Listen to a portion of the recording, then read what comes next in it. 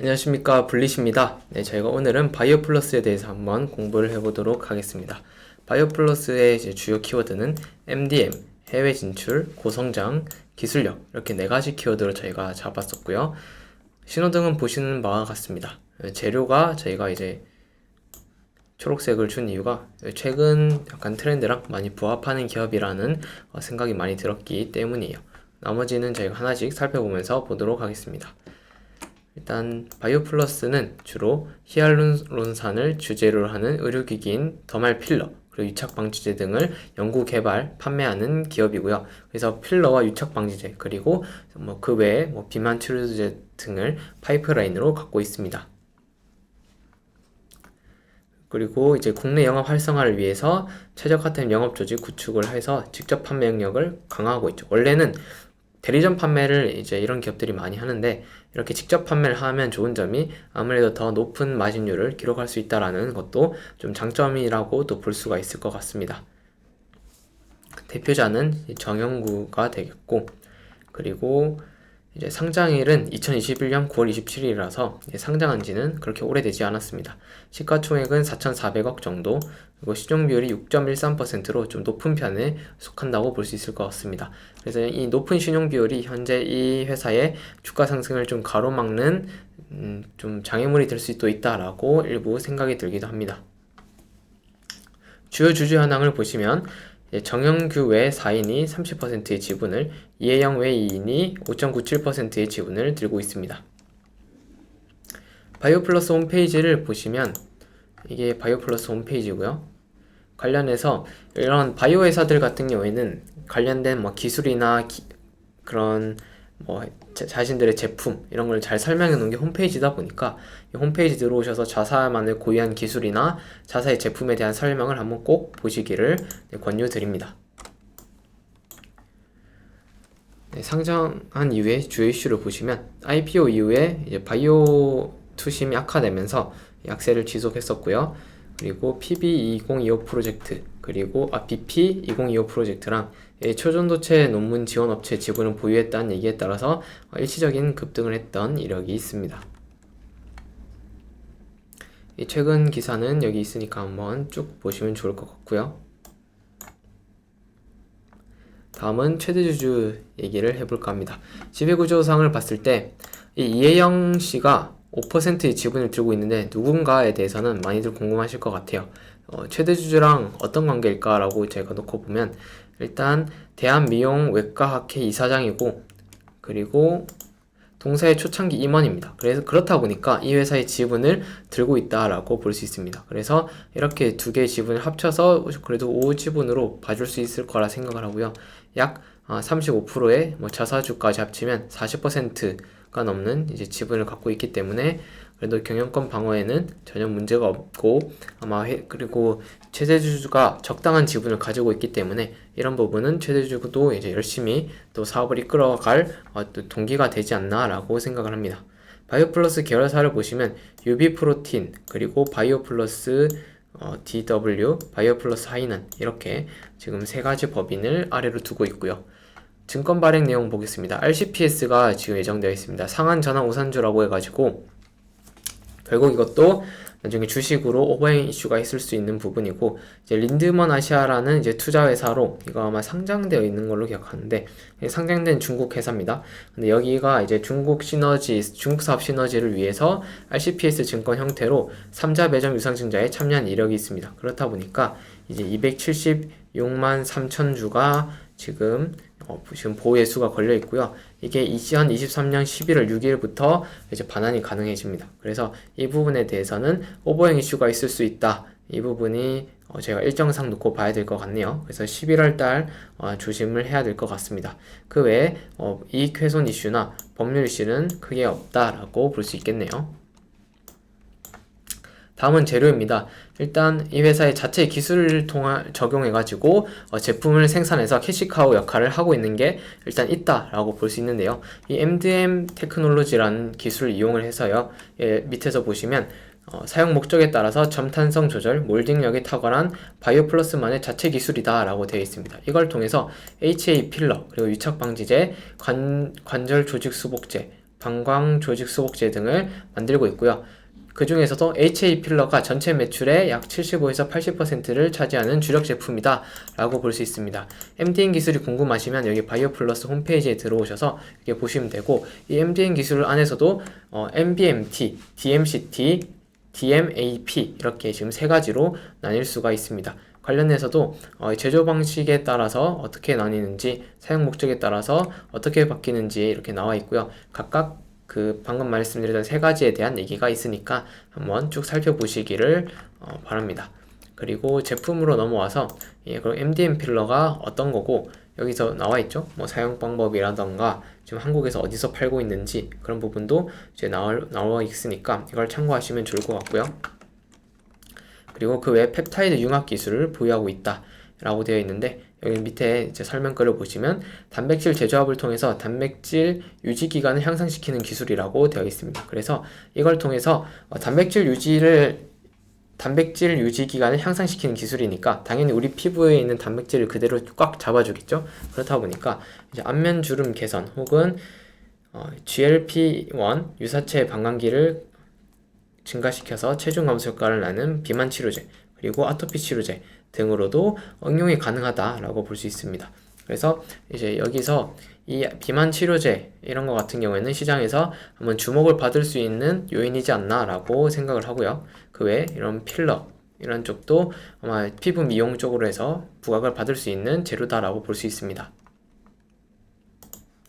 그리고 해외 시장 진출에 대한 얘기입니다. 일단 바이오플러스 같은 경우에는 중국 하이난 의료산업단지 생산시설을 확보했고요. 그리고 하이난 특별수입 허가 승인을 통해서 중국 미용시장에 진출할 계획입니다. 그래서 2023년에 세계 최대 보툴리눔 톡신 시장인 미국 법인 또한 설립을 했고요.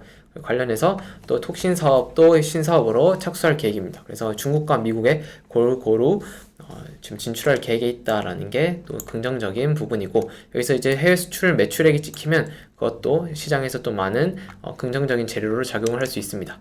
그리고 BP2025 프로젝트, 이걸 보면 2023년 5월에 충북 금성의 글로벌 시장에 진출하기 위해서 760억 원을 들여서 캐파를 증설을 했고요. 여기서는 의료 디바이스, 비만 치료제, 성장 호르몬, 보툴리눔 톡신, 생체 유방 보형물 등 다양한 제품을 생산할 계획이라고 합니다. 일단 중국 시장에서는 뷰티 및 헬스케어, 그리고 미국 시장에서는 보툴리눔 톡신 등으로 이렇게 크게 두 가지로 나눠서 진출을 하는 거고요. 그리고 이걸 합쳐서 BP2025 프로젝트가 되는데, 그리고 이걸 통해서 회사가 크게 성장하는 걸 기대가 된다라고 볼 수 있습니다. 네, 그리고 마지막으로 다양한 파이프라인을 확보를 하고 신제품을 또 준비하고 있다는 게 하나의 또 재료가 될 수 있는데요. 일단 의약품 쪽에서는 톡신, 비만 치료제, 아토피 치료제가 있는데 아직 전임상 단계고 사실 명확하게 드러난 부분은 없습니다. 그렇지만 화장품 쪽에서는 이 고기능성 화장품인 보닉스가 출시 계획이고, 여기서 약 연간 50억의 매출을 달성할 걸 기대를 하고 있다고 하니까 이런 부분이 또 하나의 기대감 작용할 수 있을 것 같습니다. 그리고 신사업 관련돼서도 마지막 이런 내용이 있는데, 비만 치료제, 보툴리눔 톡신, 대상포진 등 이제 이런 파이프라인이 2024년부터 임상에 들어갈 예정이고, 그리고 여기서 임상 비용이 많이 들어가긴 하겠죠. 그렇지만 이 회사 같은 경우에는 외부 자체적으로 캐시카우가 있는 상황에서 신약 개발을 진행하는 거라서 뭐 주주에게 유상증자를 해서 뭐 주주들의 돈을 끌어온다던가 그런 우려가 상대적으로 덜한 기업이 되지 않을까라고 생각을 합니다. 네, 그리고 여기 비만 치료제의 경우에는 AUT, ABD 기술을 활용하고 있다고 합니다. 그래서 여기 현재 좀 많이 사용되고 있는 거죠. 포만감과 인슐린 대사를 촉진하는 거. 이런 식으로 지금 이제 비만 치료제 같은 경우에는 식욕을 억제해가지고 그런 비만을 갖다가 치료하는 형식으로 하고 있는데, 아마 비슷한 그런 방식의 약이지 않을까 생각을 합니다. 다음으로 이제 숫자를 보시면 이 회사는 2021년에 상장을 했지만 상장한 이후에도 매출액 그리고 영업이익 모두 꾸준하게 성장하는 걸 볼 수 있습니다. 보통은 이제 상장했을 때가 피크인 경우가 많은데 그거에 비해서 2022년에 이렇게 성장을 보여줬고, 그리고 2023년에도 또 성장을 보여주고 있습니다. 뭐 뒤에서 나오겠지만 일단 2023년 상반기 기준으로 또 역대 최대 실적을 달성을 했다고 하니까 지속적으로 회사가 성장을 하고 있다는 게 좋은 부분이 되겠죠. 2023년 하반기에는 이 성장세를 계속 유지해오고 있고, 이 기존 필러 사업과 중국 지역의 프리미엄 화장품 사업 등이 추가로 성장 동력이 더해질 걸로 기대가 되고요. 그래서 전년 대비 40%의 성장세가 기대가 된다고 합니다. 네, 그래서 이런 부분들이 긍정적인 면이고, 회사의 지금 PR은 19.94배, PBR은 4.02배가 되겠습니다. 그리고 밴드상으로는 그래도 하단부에 있다 라고 볼 수 있겠죠. 여기는 한 중하단부가 되겠네요. 그래서 이제 그런 주변 업종 대비에는 이제 유사한 피어 그룹과 유사한 뭐 PR, PBR을 보이고 있는 것 같고요. 그리고 이거 외에도 이제 퀀텀 에너지 연구소의 지분을 갖고 있는 게 부각돼서 최근에 뭐 단기 급등을 한 적이 있는데, 그 부분은 다시 그 재료가 소멸되니까 당연히 조정으로 또 나올 수도 있다. 그 부분도 염두에 두셔야 될 것 같습니다. 그리고 이제 리스크라고 하시면 당연히 해외 사업이 실패하는 게 가장 큰 리스크고요. 그리고 필러가 지금 주요 매출원인데 여기서 이제 저가 경쟁이 붙게 될 경우에는 리스크가 될 수 있다라고 생각을 합니다. 아래 이제 차트에 대한 설명은 직접 한번 읽어보시는 걸 권유드리고요. 그리고 현재 차트에 대해서는 제가 직접 보면서 설명을 하겠습니다. 최근 이제 바이오플러스가 추세가 이렇게 상승 추세를 유지를 하고 있습니다. 상승 추세를 유지하고 있고, 최근 이 급등이 나왔을 때는 퀀텀 에너지 연구소 딱 그 얘기가 나왔을 때 급등을 했다가 관련주들이 또 급락을 하니까 바로 이어서 조정을 받아주는 모습을 보여주고 있고요. 그렇지만 그런 이슈로 크게 오른 게 아니다 보니까 조정폭도 크지 않을 거라고 생각을 하고요. 동시에 상반기 최대 실적 달성했다는 얘기도 나왔기 때문에 조정을 받더라도 이런 추세 하단에서 반등을 갖다가 노려볼 수 있지 않을까 생각을 합니다. 저희가 주봉으로 놓고 보면요, 주봉상으로는 아직 박스권에 있고요.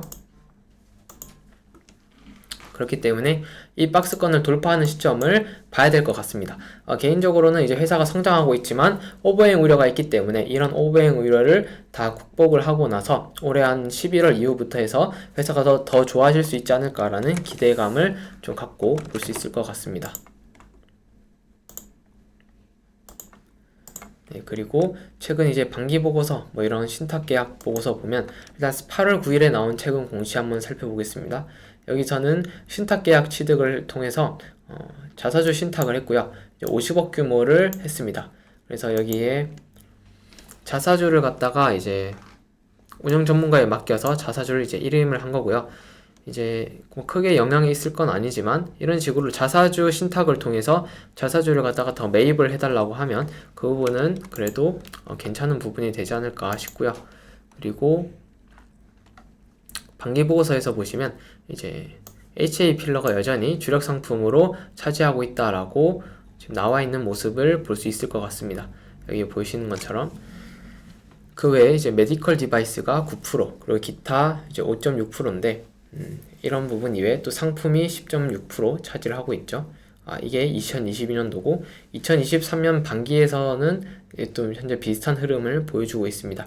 이 HA 필러가 결국 이 회사의 주요한 매출원인데, 이 필러가 수요가 꺾이는지 안 꺾이는지가 좀 중요할 것 같고, 이 꺾이기 전에 새로운 매출원을 갖다가 계속 개발해서 확보를 하는지도 같이 살펴보시면 좋을 것 같습니다. 네, 이렇게 해서 오늘 바이오플러스 여기까지 살펴보도록 하겠습니다.